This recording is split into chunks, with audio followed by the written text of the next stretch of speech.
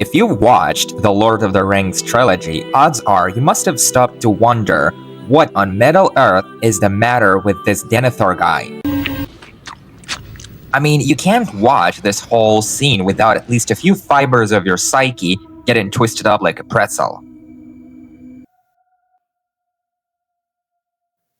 Or tomato. In fact, it's so disturbing. Some people have reported spiraling into severe cases of tomato anxiety after watching it. Basically, it's when normal people see this, whereas all you can see is this.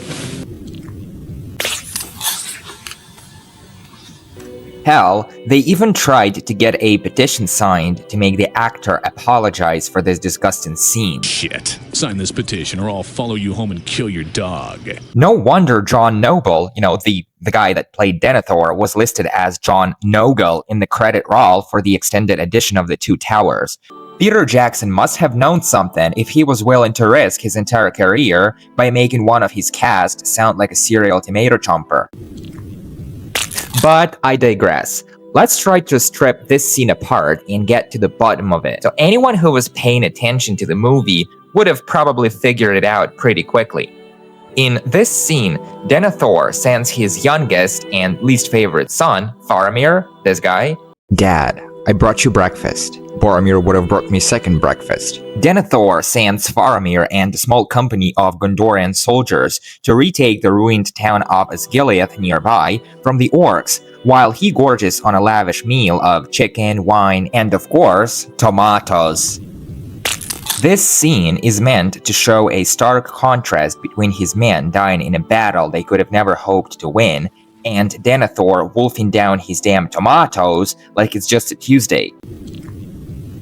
Denethor voraciously tearing into the chicken, popping tomatoes in his mouth, and all that red juice running down his chin are all meant to symbolize the blood that spilled during the attack on Osgiliath, including his own sons. Not to mention his face stuck in an expression that walks a fine line between I don't give a rat's ass and I'm mad, lock me up away from people, is all meant to convey just how distressed and miserable the man has become. By cutting between the meal and the bloodshed, Jackson made every bite that Denethor took or every piece of chicken that he eviscerated look as visually upsetting as it gets.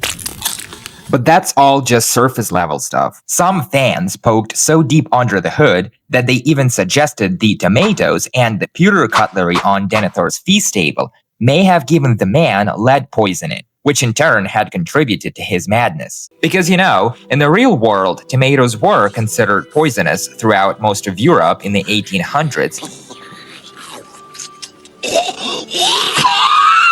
And could potentially leach lead from the pewter dishes that were commonly used by the upper classes and cause lead poisoning.